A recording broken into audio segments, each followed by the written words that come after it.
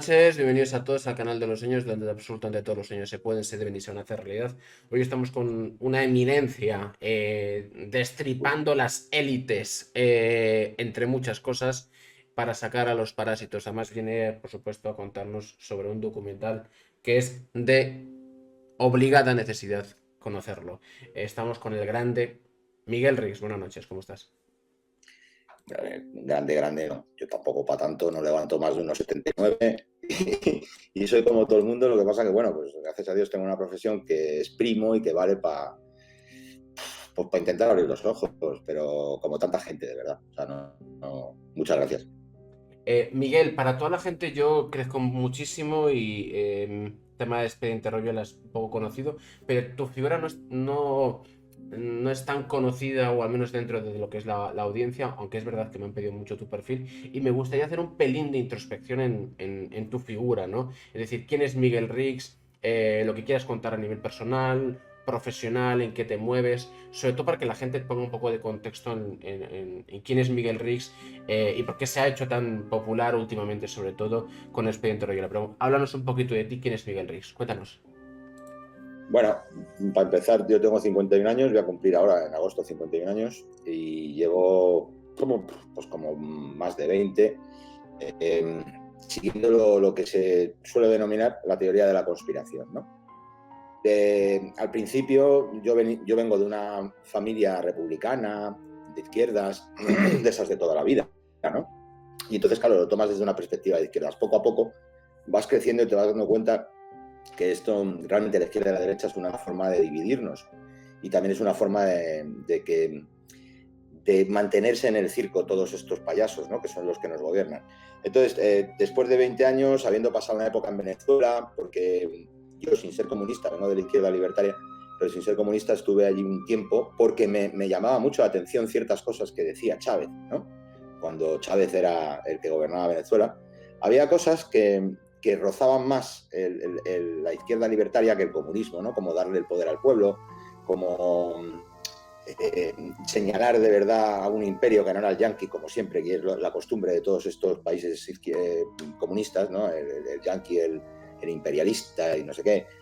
Chávez fue un poco más lejos y se puso a señalar al imperio de verdad, que son las 147 corporaciones que dominan el mundo. Y entonces dije, pues igual este tipo sí que... Y allí que me fui. Y estuve trabajando, bueno, me fui por trabajo, ¿no? Yo soy técnico de sonido y técnico audiovisual. Es decir, he estado trabajando haciendo bolos, como se llama, para bandas, sonorizando distintos recintos, grabando discos para la gente. Y por otro lado también he estado rodando como cámara, editando vídeo, dirigiendo cortos, algún guión he hecho. Entonces estas dos son mis profesiones como freelance y tuve nada sobre la vida, ¿no? De repente me surgió una oportunidad de ir a trabajar allá a Venezuela y allí que me fui. Y estuve casi 5 años, de los cuales 4 estuve con mi familia, mi mujer y mi hijo, los que también han participado en la realización del documental de la organización, porque somos una piña.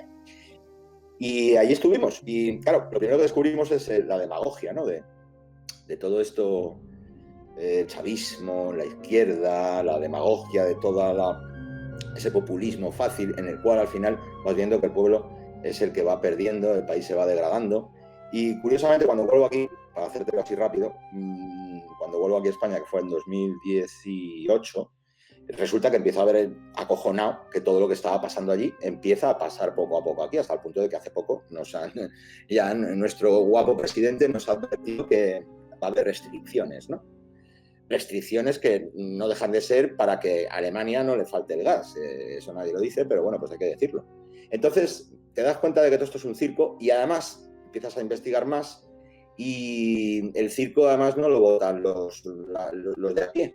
Resulta que lo vota Indra. Indra es la que controla quién coño se pone de presidente, por lo menos de un tiempo a esta parte, como han demostrado nuestros compañeros de plataforma de elecciones transparentes, que se han ido a ver si se hacían los recuentos que marca la ley después de las votaciones, y no se hacen. Es decir, que esos resultados provisionales que vemos cuando termina una votación, que los dan 5 minutos después de que ha terminado la votación, que todo el mundo yo creo que ha dicho alguna vez, pero ¿y cómo coño sabe estos resultados ahora mismo. Bueno, pues no cambian, no varían, nadie los recuenta y eso es lo que se queda al final como resultado.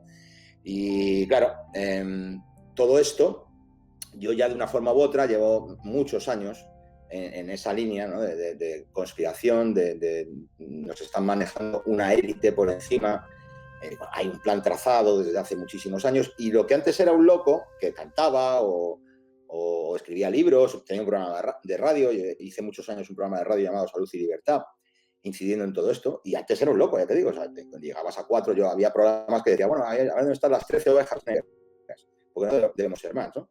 Pero poco a poco todo eso que se hablaba ahí, fíjate que yo escribí un libro en 2000, yo no soy escritor, ni tengo ínfulas de escritor, pero sí que investigo, y entonces, coño, nadie lo escribía, y saqué un libro llamado Eugenesia Legal, un informe sobre la industria agroalimentaria y farmacéutica, allá por 2013, un trabajo que lo estuve redactando, investigando durante los últimos años que hice radio, es decir, estuve como 3 años recopilando información para ese libro. Ese libro ponía de manifiesto, fíjate, entonces, que realmente, o sea, si nos dirigen a nivel político una élite, a nivel agroalimentario y farmacológico, es la misma élite, pero es mucho más aterrador. Porque esa élite, te estoy hablando de 2013, lo que quiere es tenernos a todos medicados, controlados. Decías tú, la popularidad. Yo no hago esto para ser popular, sino para cambiar las cosas, para que mi hijo tenga un futuro digno, ¿no? Como todos. Y resulta que, claro, como se van cumpliendo todas las cosas que vas diciendo, como no eres un charlatán, como no eres un imbécil, pues la gente cree y dice, hostia, pues lo que hace este hombre, pues se equivocará, pero por lo menos busca la verdad, ¿no? Y así hemos llegado hasta estar entrevistándome tú hoy por El Expediente Royola, que es un documental que nadie hacía, el tema estaba ahí, pero para empezar había que tener un poco de pelotas o bagaje en cuanto a meter el dedo en el ojo a la bestia, ¿no? Y segundo, pues tener el apoyo de gente, porque es una cosa que si tiene que hacer una productora al uso, ya sabes tú los presupuestos que se gastan la industria del cine y de la televisión, o sea, yo qué sé, por ponerte un ejemplo, si eso lo afronta pues, Netflix, HBO, primero que no van a contar la historia como se ha contado, ¿no? Porque la historia, yo estoy posicionándome del lado de los Royola, es decir, yo quiero que se investigue y hasta que no se demuestre lo contrario, porque Alberto Royola ya lo ha peritado en 3 ocasiones, esa letra que todos hemos visto es la de Mena, presuntamente lo que tú quieras, pero Mena no lo ha desmentido y ahí sigue. Y el expediente, yo he tenido la suerte de poder ver una parte y es acojonante y es real. Entonces, este documental está hecho para 2 cosas, para dar a conocer esto al público de una manera profesional, como lo haría Netflix, como lo haría toda esta gente, y eso creo que lo he conseguido. Y 2, para intentar, ¿cómo decirte, no? O sea, que la gente se dé cuenta de que esto de la izquierda a la derecha es lo que ha valido para que todos estos parásitos hayan hecho con nosotros lo que les ha dado la gana. Entonces es momento de o despertamos, o sea, son ellos o nosotros. Y poco más que decirte. Has abierto varios melones. Para hacerlo cronológico, me gustaría saber un poquito tu antes y después de conocimiento del expediente Royuela, o cómo conectas con expediente Royuela o Santi Royuela o Alberto Royuela, cómo era un poco tu vida o en qué estabas concretamente, cómo conectas con este expediente, qué es las primeras impresiones que tú tienes y por qué de alguna manera, ¿no?, te inmersas en este proceso, ¿no?, de dar a conocer lo que está ocurriendo con la corrupción, con las élites y todas estas cuestiones. Cuéntanos un poquito, Miguel. Bueno, pues yo desde que nos encierran, ¿no?, en marzo de 2020, pues yo ya tenía ese verano, lo iba a dedicar a una serie de conciertos y yo tenía todo el verano planificado, como todo más, ¿no? Y dices tú, joder, qué bien, este año nos va a ir bien, tenía un montón de fechas, pero nos encierran y entonces digo, joder, me tengo que reinventar, porque es que no hay visas de que, imagínate, o sea, el técnico de sonido de conciertos, ¿no? Yo recuerdo ese primer verano diciendo, hostia, ¿y qué hago yo? No me preguntes por qué, pues empecé, bueno, pues sí, o sea, primero que fui uno de los activistas primeros que empezó a meterse en el metro, a empezar a ir hablando a la gente, oigan, que todo esto es un recorte de libertades, que todo esto es para someternos. Y bueno, pues eso se fue difundiendo por las redes y a la vez yo empecé a hacer audiovisuales, ¿no?, dedicadas a no me gusta la palabra despertar, pero sí un poco abrir los ojos a la gente de todo este timo, ¿no? En ese momento era el encierro, eran las mascarillas, era aceptáramos tener un QR, que en el fondo es la introducción de un crédito social chino, que invito a todo el mundo a conocer, ¿no? Porque es el sueño húmedo de cualquier tirano, ¿no? O sea, Orwell con 1984 se queda corto al describir una sociedad distópica. Si Orwell hubiera levantado la cabeza y se fuera a la China de hoy, yo qué sé, igual le daba un síncope al señor Aldous Huxley, escritor de Un Mundo Feliz, o tantos otros, ¿no? Que adelantaron distopías. Entonces, en esa época me pongo a filmar y todo esto redunda en que pues empiezo a hacer documentales y a la gente le gusta y el año pasado, en 2021, lo acabé haciendo un documental, una serie de 8 documentales que tuvo muy buena aceptación, que incluso se estrenó en televisión, que hostia removió, sobre la España vaciada, ¿no? Que se llamaba Ni Tierra ni Libertad. Claro, desde el punto de vista, como te dije de antes, de alguien que lleva muchos años en la teoría de la conspiración. Entonces, le di un poco la vuelta a ese concepto de la España vaciada y sobre lo que giraba el documental era que están vaciando España, que esto es un plan desde hace mucho y es evidente. Y así lo fuimos viendo región tras región, nos recorrimos España y entrevistamos a un montón de ganaderos. En ese caso lo centré en la ganadería. Terminé el documental diciendo que había que hacer una segunda parte, que de hecho la voy a hacer en breve, sobre la agricultura, pero ahora ya me sale sobre la agricultura y sobre todo esta gestión medioambiental que están haciendo con este ecologismo de la Agenda 2030, que en el fondo es lo que está arruinando no solamente el campo en España, porque tú fíjate cómo están en Holanda, están todos los agricultores ahora mismo en pie de guerra, ¿no? O sea, esto es algo que en todos los países que siguen la Agenda 2030 está pasando. Y aquí en España, pues hay que ponerlo de manifiesto porque parece que nadie lo quiere contar, salvo a lo mejor los Vox, que lo cuentan de otra manera, enfocado a sus intereses. No nos olvidemos de que aquí no hay buenos y malos. Aquí hay una idea de un extremo y otra idea de otro extremo. Cuando nadie pone la cámara en ellos, se llevan de puta madre, y cuando la gente quita la cámara, parece que están enfrentados, pero en el fondo son piezas claves del mismo sistema. Esto es así. Entonces, que nadie se fíe de Vox o de Podemos, sin entrar en que hay, como en todo en la vida, no se puede generalizar, y hay gente honrada en todas partes, en todo. Incluso habrá políticos buenos, seguro. Incluso habrá masones buenos, y de hecho eso lo digo en el documental, ¿no? Que me meto un poquito bastante con esa conspiración judeo-masónica que ya adentó el caudillo. Fíjate que yo vengo del antifranquismo, o sea, ojo. Pero esto ya lo decía Franco, que hay una conspiración judeo-masónica. ¿Y por qué te estaba contando esto? Pues porque terminé el año y el docu fue también, tenía varios proyectos que hacer, ya te estoy hablando de este año, 2022, y resulta que me voy a ir a África a grabar un documental con un amigo, había presupuesto, está de puta madre, vamos para allá, venga, vamos a rodarlo, y con los viajes comprados, te estoy hablando de principio de febrero de 2022, resulta que dan un golpe de estado en Guinea-Bissau. Fíjate cómo es la vida. Y digo, hostia, total que cancelo todo el viaje, hostia, macho, Carlos consigue salir de allí, se va para Senegal, bueno, bien, todo bien. Y digo, ¿y ahora qué hago? Porque claro, me he quedado sin pasta otra vez. Total que digo, hostia, pues yo hace mucho tiempo que sigo el expediente Royuela, sería momento ahora en invierno de a ver si les apetece a los Royuela hacer un docu, porque esto puede ser... Y nada, a partir de ahí me pongo en contacto con Alberto Royuela mediante Javier Villacorta del Diestro, y hasta hoy. Has tocado muchas cosas. Me gustaría un poquito que, sobre todo para la gente que me está viendo, por cierto, muchísimas gracias por el apoyo. Cada vez somos más de 120, 130 personas, seguimos subiendo y según vaya avanzando la entrevista seremos muchos más. Quisiera saber un poquito, Miguel, para toda la gente que me pueda ver, que nos pueda ver, tanto en directo como post directo, ¿qué es eso de la teoría de la conspiración? Es decir, yo tengo una comida bastante despierta, pero siempre crezco mucho, ¿no? De un día para otro. Entonces, ¿qué es eso de las élites? ¿Qué es eso de la teoría de la conspiración? Llevas muchísimos años trabajando el tema, estudiando el tema, investigando el tema. Ya sé que esto a lo mejor puede durar esta pregunta solamente días y días a que la puedas contestar, pero yo creo que podemos sintetizar un poco, sobre todo para que la gente entienda que quizás el mundo en el que vive no es como se lo han contado. Mira, como te decía, tengo 51 años.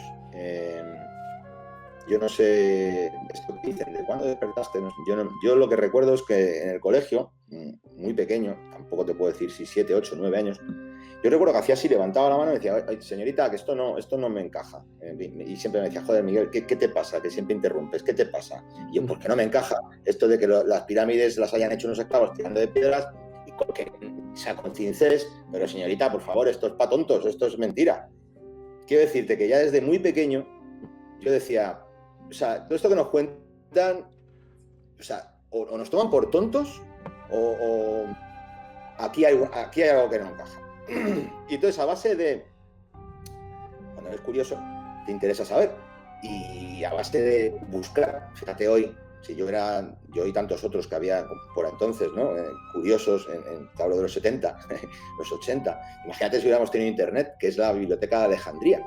Total. Y sin embargo es ahora que los chavales jóvenes, en su gran mayoría, utilizan la Biblioteca de Alejandría como un medio de adoctrinamiento, de tontuna social y de perder sus vidas, ¿no? En la mejor época de las mismas, que es curioso. Bueno, te contaba, pues vas creciendo y vas poniendo en tela de juicio todos los acontecimientos que te han contado la historia. ¿Por qué? Porque no te encajan. Es como, sin mencionar, para que nadie porque esto sí que puede ser catalogado como delito de odio, ¿no? Es decir, ¿pero por qué los tipos estos van a cargarse 6 millones de los otros si esos otros son los que les están fabricando armas, si les están fabricando todo a ese ejército y se van a cargar a 6 millones? No me encaja.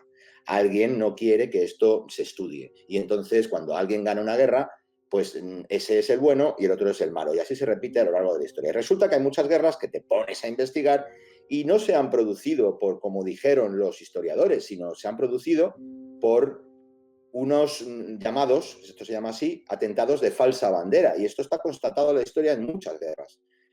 ¿Qué te puedo decir? Por ejemplo, la guerra de Vietnam. La guerra de Vietnam la estalla con los incidentes que se llaman del Golfo de Tonkin.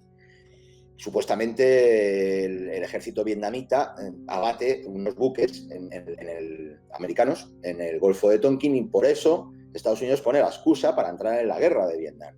Realmente se sabe a día de hoy que es el propio Estados Unidos el que hunde esos barcos para poder tener la excusa de crear una guerra que además no tenía fecha de salida. Era una guerra de mantenimiento de estamos fabricando armas, hay que gastarlas. Correcto. Y me importa un pito que muera gente porque son todos los chavalucos que me sobran en el Bronx, en Harlem, en tal, me los llevo para allí y que los maten. Y ya está. Y así funciona. Y te puedo contar 1.500, para no hacerlo largo, te puedo contar 1.500 atentados de falsa bandera. El más reciente, a nivel mundial, bueno, es el famoso 11S, ¿no? Las Torres Gemelas. Que cualquier persona que tenga 2 dedos de frente, como a mí, yo estaba comiendo ese día, me acuerdo perfectamente, el 11 de septiembre de 2001, estaba comiendo con un compañero en un curro que estaba pues un par de menús. Y recuerdo que miré y dije, hostia, tío, mira qué peli. Y otro dijo que no, que es verdad. Digo, pero ¿cómo va a ser verdad que se estrelle un avión y yo encima? No, esto es una peli, eso es un montaje. Y claro, luego los días sucesivos me quedé como diciendo, hostia, que se ha tragado esto todo el mundo. Ahí va la hostia, ¿estoy loco o qué pasa?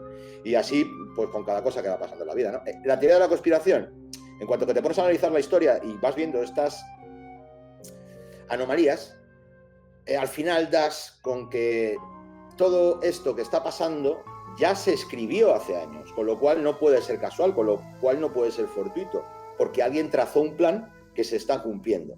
Y la principal tesis, ¿no?, de la teoría de la conspiración hay varias cosas, pero por ejemplo la famosa Revolución Francesa, que tú fíjate si fue importante, que cambió toda la política, la visión política mundial.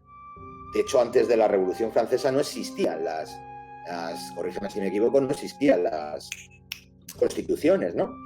Esto de que el pueblo es el soberano y estas cosas, que a priori siempre es muy bonito, demagogia, como te hablaba en un principio, pero el resultado es perverso. Tú fíjate el resultado de la... Claro, vas a la clase, se estudia que la Revolución Francesa trajo la libertad, la igualdad y la fraternidad, y que empieza la época de la razón, gracias a Montesquieu, gracias a...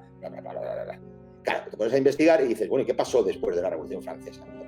Hubo la época de mayores masacres en la historia de Francia. O sea, pero masacres es poco. O sea, que yo le animo a la gente a buscar la Vendée, Vendée, la Vendée, las guerras de la Vendée, que fue el exterminio progresivo de los cristianos en en una zona de Francia, aniquilándolos a miles, a cientos de miles. Y eso fue en el nombre de la libertad, de la igualdad y de la fraternidad. Entonces, todo esto, estudiado con la teoría de la conspiración, te das cuenta que es que hay un grupo que maneja todo el mundo en la sombra y escribe esas leyes, y escribe esas revoluciones, y escribe lo que tiene que pasar. Aquí tenemos masonería, tenemos sionismo, tenemos libros que supuestamente son falsos, como los protocolos de los sabios de Sion. Son falsos en cuanto a que, no, es que esto lo hizo un enviado del zar para meterse con la revolución bolchevique, lo que tú quieras, pero el caso es que se ha cumplido a rajatabla lo que escribió. Hablando del sionismo internacional, 1870 y tantos, el gran maestre de la masonería mundial, es decir, como el masón grado por encima de los 33, que se llamaba Albert Pike, se escribe con Giuseppe Mazzini en unas cartas que hoy están expuestas en el museo, si no me equivoco, en el Museo Británico, en Londres, en el Museo de Historia, me parece que es. Ahí están expuestas las cartas, o sea, esto no me lo invento yo, ni están. Pues Albert Pike le escribía a Mazzini todo el plan. El siglo que viene deberemos crear una primera guerra que frente a dos potencias para destruir la capacidad alemana de generar industria, porque puede ser un problema para nosotros. Después alzaremos un régimen totalitario en esa antigua Alemania y reventaremos Europa para conseguir que la gente vuelva. Y así llegan a soltaremos a las bestias, sean los nihilistas, crearemos el caos social, soltaremos pandemias para que al final, después de la Tercera Guerra Mundial, nos aclamen como sus líderes y ya no tengamos que ocultarnos. Eso está escrito. Entonces, todo esto que está pasando pone de manifiesto que no son teorías de la conspiración. Es que la historia no se entiende sin esa visión que nos han enseñado en clase, que está apartada porque evidentemente nos haría libertantes y nos haría poner en duda el poder político que estamos obedeciendo y sufriendo, ¿no? Entonces, eso es la teoría de la conspiración. Ir más allá de la versión oficial y darse cuenta de que siempre que hay algo poderoso, encima hay algo que no conocemos y que lo ha dictado. Has hablado un poquito, pero me gustaría que pudieras profundizar un poquito más, si cabe. ¿Cuál es el plan final o lo que dicta estas teorías de la conspiración, estas élites? ¿Cuál es su objetivo final? ¿Qué es lo que buscan? ¿Qué es lo que quieren? Concretamente, detalladamente, Miguel, cuéntanos. Bueno, hace poco tumbaron unas piedras que existían, que nadie sabe quién las construyó, en Georgia, que explicaban muy claramente lo que querían, ¿no? Si bien esto no es para mañana, esto es paulatinamente, y ellos, todo por el nombre de la concordia entre los seres y de la habitabilidad del planeta, porque es muy importante el concepto ecologista que se ha impuesto desde finales de los 90 hasta ahora, sobre todo a partir de cuando Al Gore, candidato a la presidencia norteamericana, no gana y se pone a ser el adalid de la salvación del planeta, sacando un documental que está hiper mega apoyado en la industria.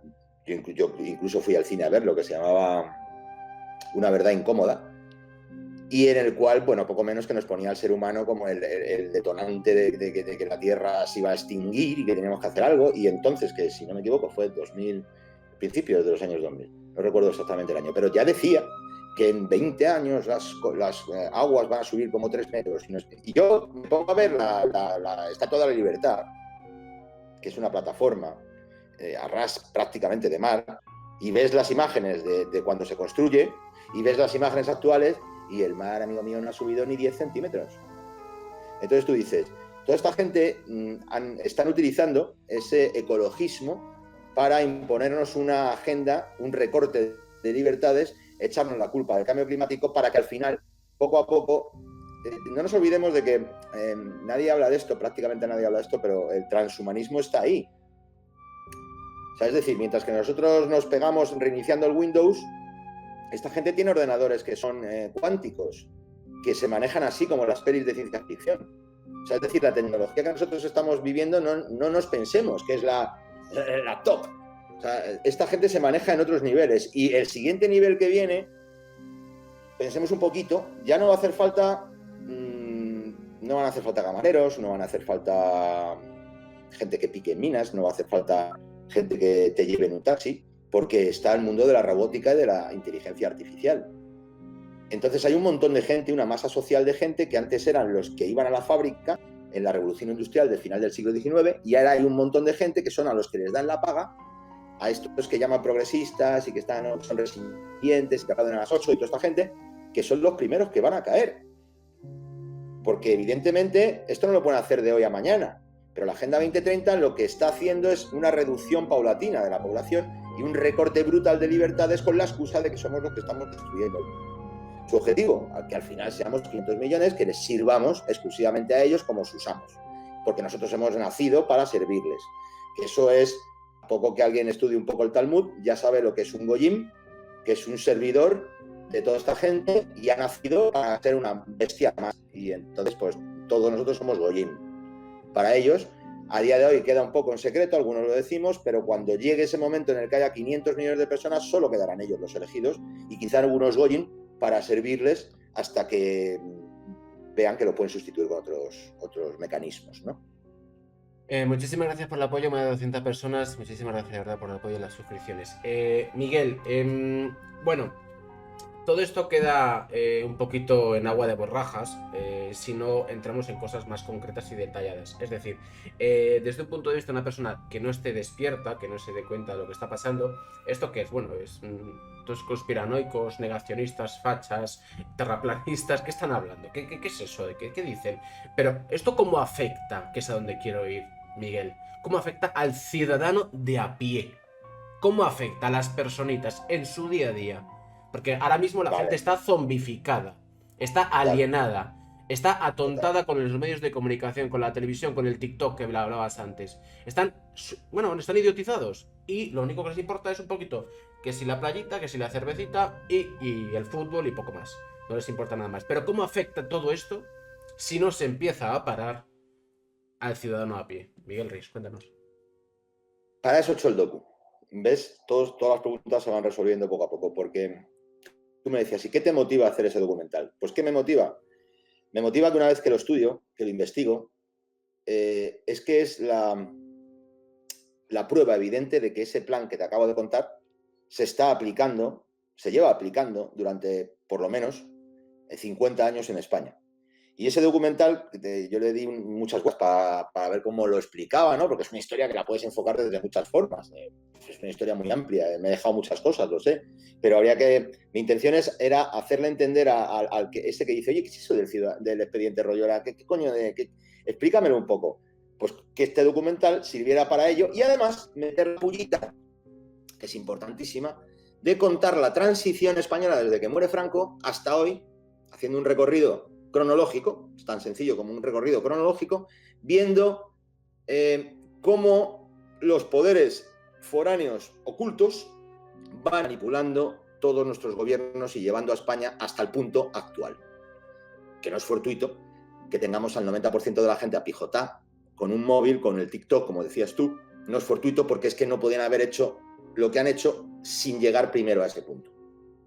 Para eso ha estado la televisión, para eso han estado los móviles, para eso ha estado esa cultura del enfrentamiento que parecía que no existía, que se desterró en España durante una época del guerra civilismo, esto de los fachas contra los rojos, pero de repente se resucitó. Hacía falta revolver el avispero, ¿no? Y para llegar al punto en el que estamos. Porque tú imagínate, la pandemia, yo esto lo saco en el documental, imagínate hasta qué punto que le influye al ciudadano de pie. Pues imagínate que no hubiera dimitido Rajoy, que no hubiera salido adelante la moción de censura de Sánchez y de los separatistas y de toda esta gente, y que la pandemia se hubiera dado con un gobierno de derechas. España no hubiera sido el país más cobarde que ha aceptado España hubiera sido el país donde hubiera incendiado, hubiera ardido la calle. Tú imagínate a toda esa izquierda que la encierre un gobierno facha, fascista. Hostia, hubiera ardido Roma con Santiago. Ahí tiene la gente un ejemplo del por qué Rajoy, cuando la moción de censura, bueno, que la gente refresque un poco la memoria porque no hizo tanto, fue en 2018.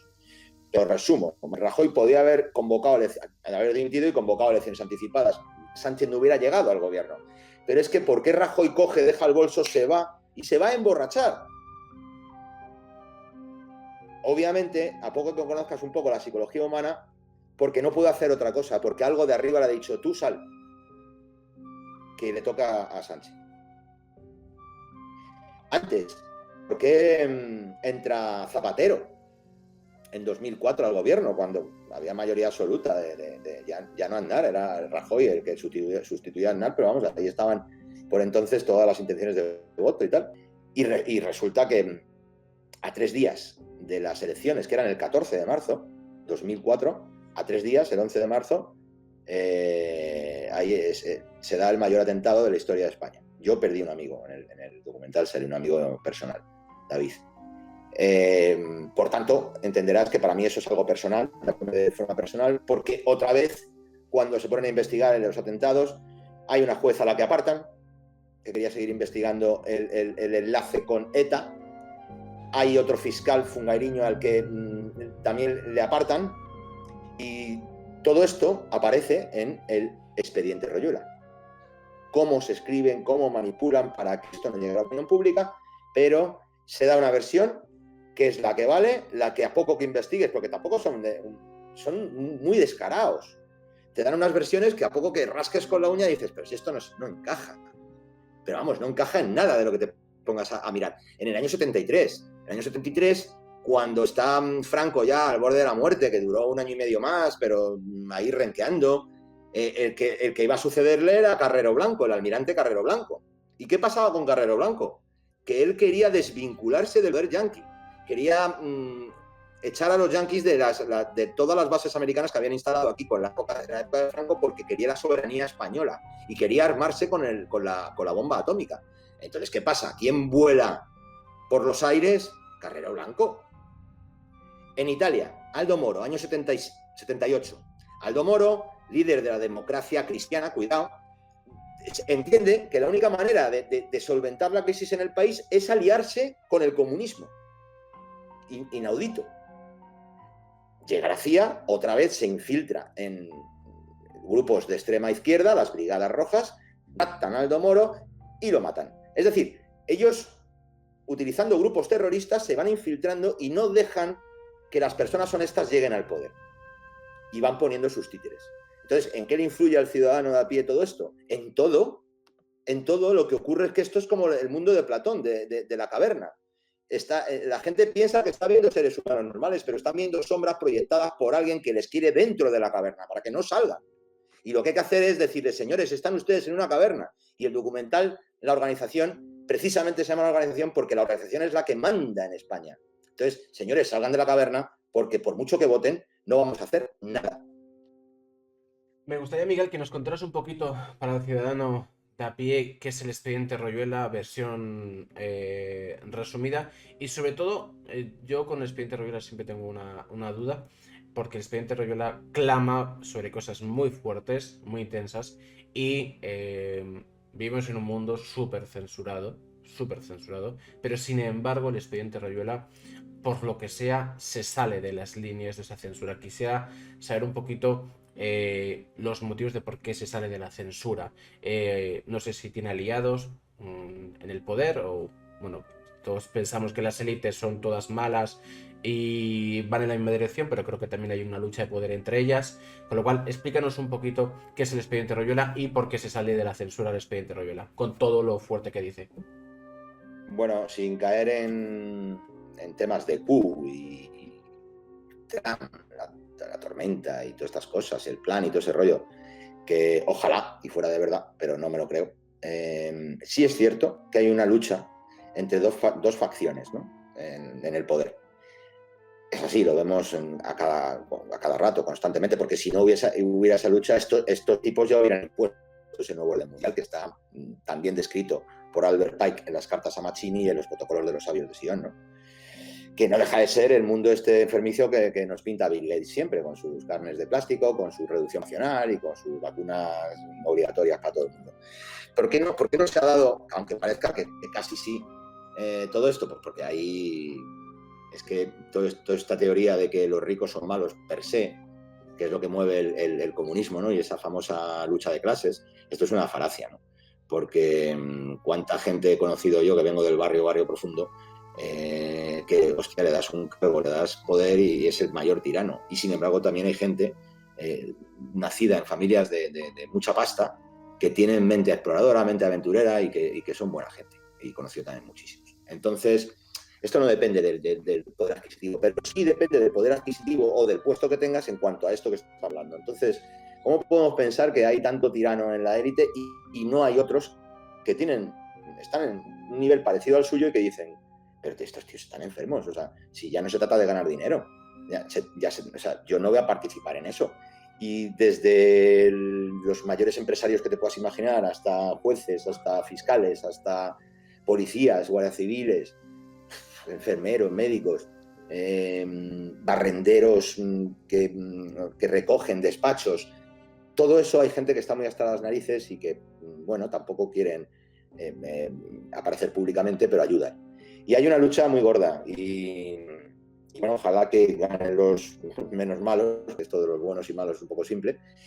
¿Que por qué no han censurado el expediente? Porque yo creo que, en cierta forma, la organización lo que quiere es que en España se líe y que ellos siempre han querido que España se destruya porque nos tienen miedo históricamente. El pueblo español es un pueblo que se somete muy difícilmente y que es muy impredecible.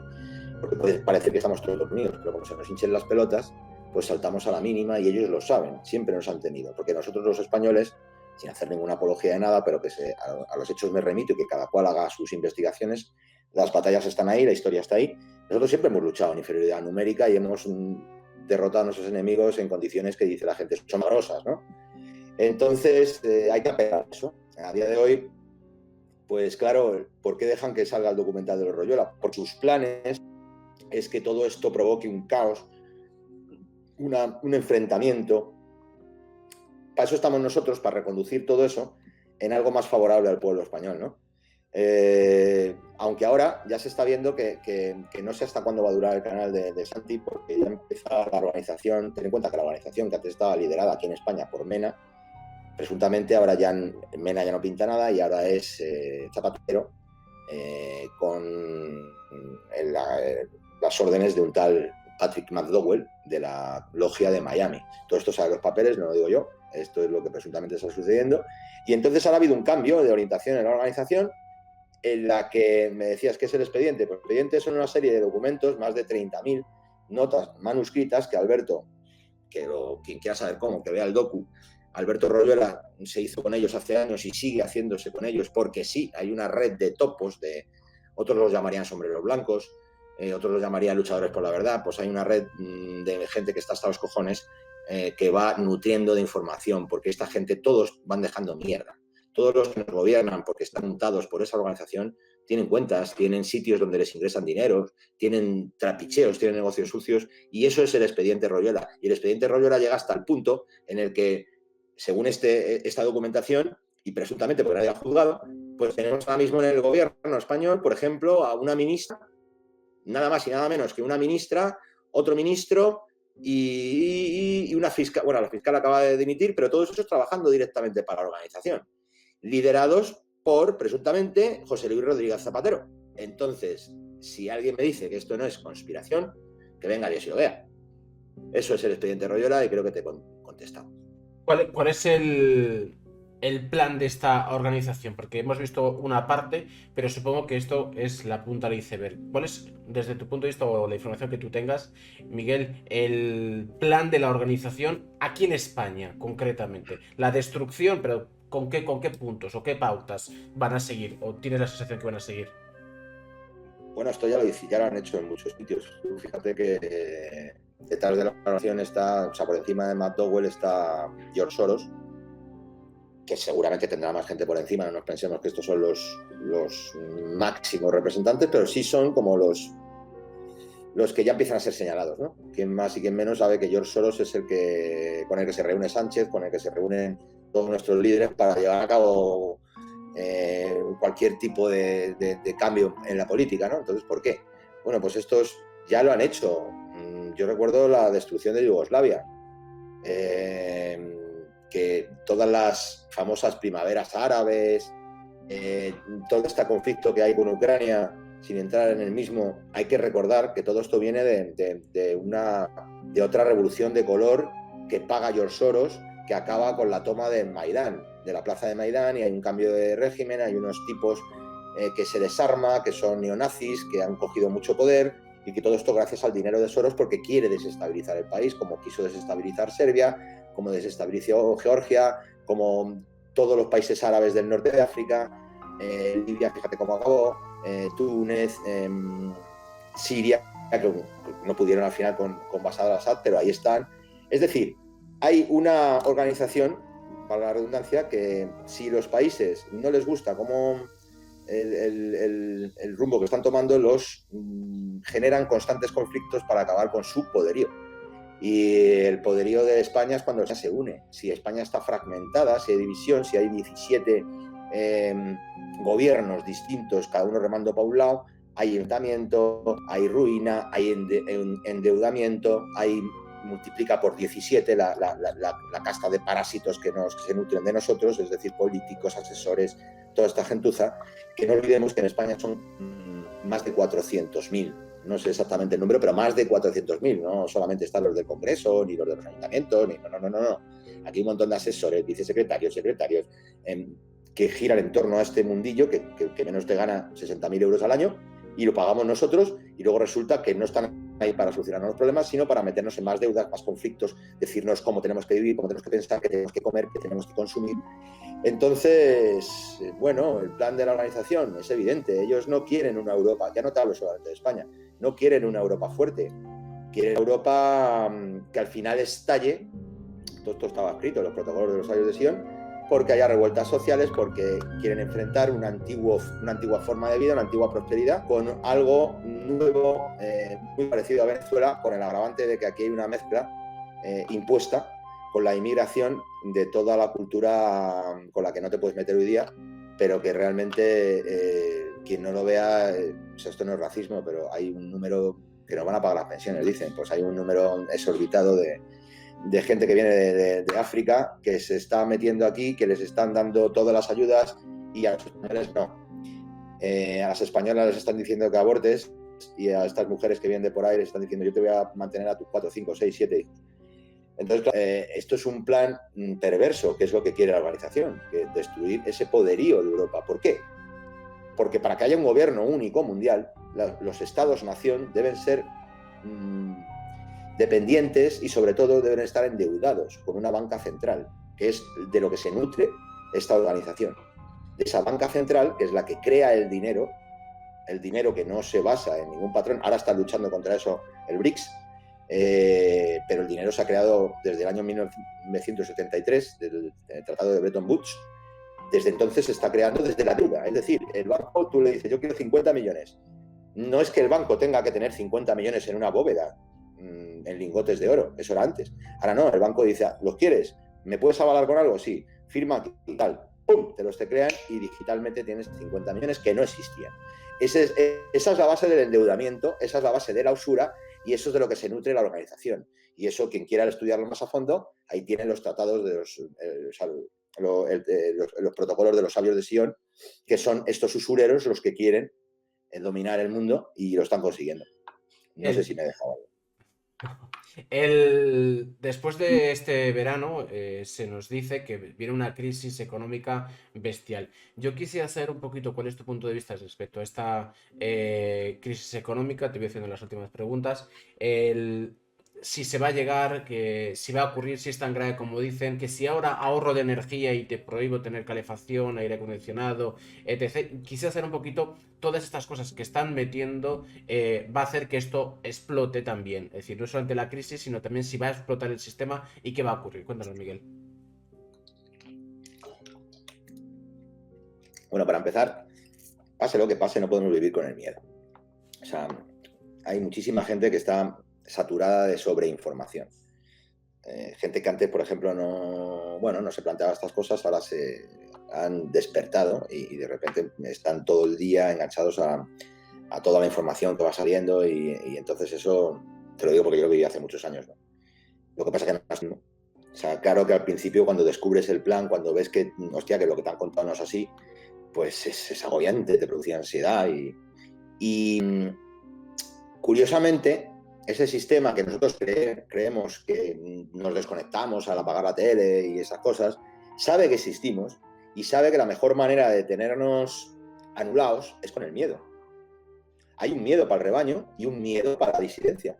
Hay un miedo muy gordo para la disidencia. Y es otra disidencia que se dedica a meter grandes alertas de va a venir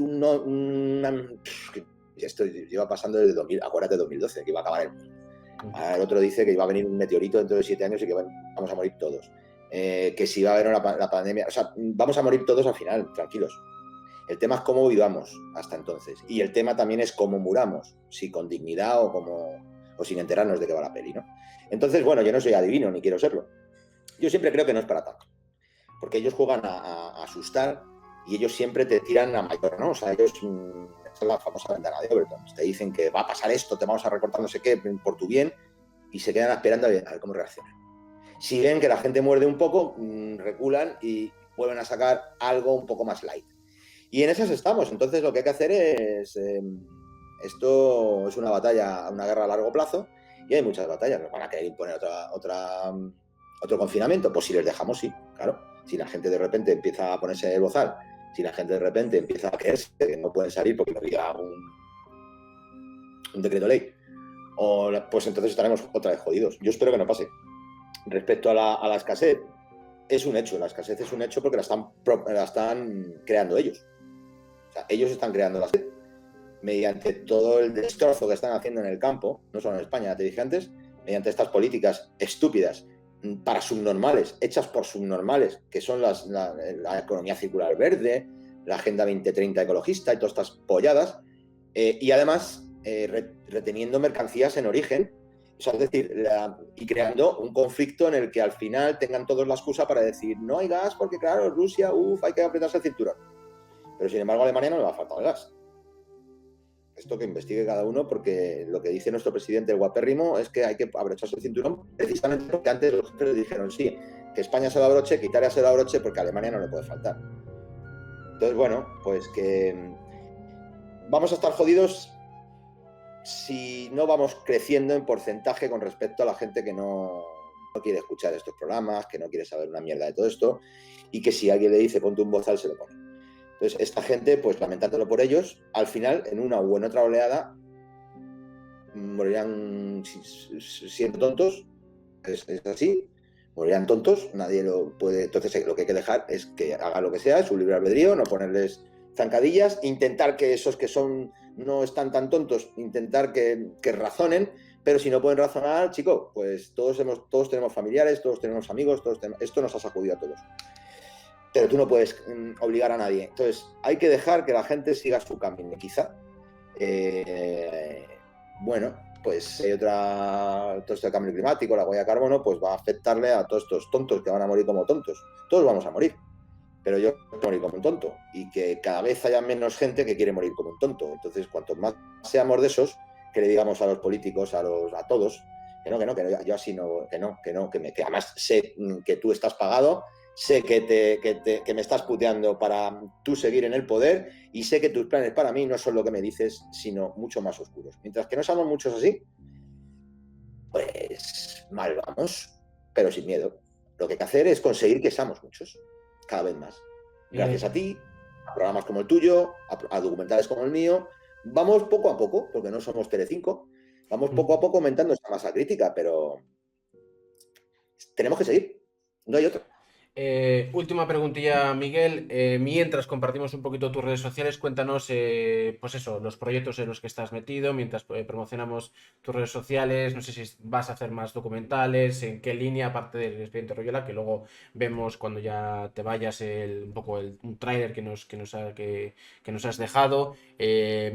Mientras te promocionemos un poquito, cuéntanos un poquito en qué proyecto estás metido y hacia dónde vas un poquito con tus proyectos. Cuéntanos, Miguel. Pues no paro, amigo mío, porque yo recuerdo que terminé la edición del docu de los Royola un jueves, el viernes marché a Valencia, que había una manifestación precisamente del Expediente Royola, y esto fue el viernes, y el sábado ya estaba grabando por la mañana el problema que hay en Valencia de las naranjas, que es tela, de la huerta valenciana.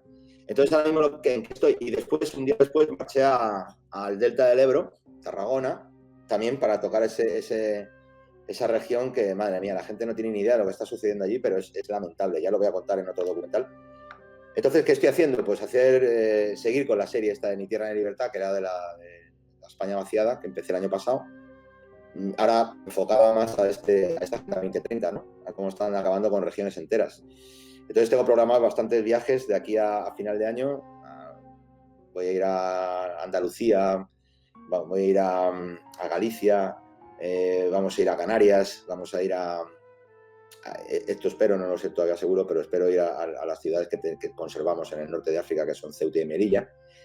En este caso no para tratar el sector primario, sino para tratar esto que hemos hablado hace un rato, ¿no? Esa invasión que para nada tiene que ver ni con derechos humanos, ni con racismo, ni hostias. Es como si tenemos una casa nosotros y la dejamos abierta todo el día, cuando nos están diciendo que están viniendo los rateros de abajo que se dedican a robar casas. Yo la dejo abierta y ya está. Pero luego me quejo cuando me han robado.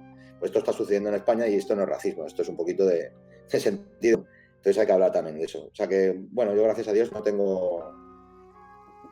paro. Y a partir de septiembre o sea, final de septiembre, de momento solo tenemos Madrid y Barcelona porque queremos ser prudentes. Vamos a estrenar el documental en cines, en salas pequeñinas y sin darle demasiada publicidad para que la organización no pueda censurarnos, ¿no?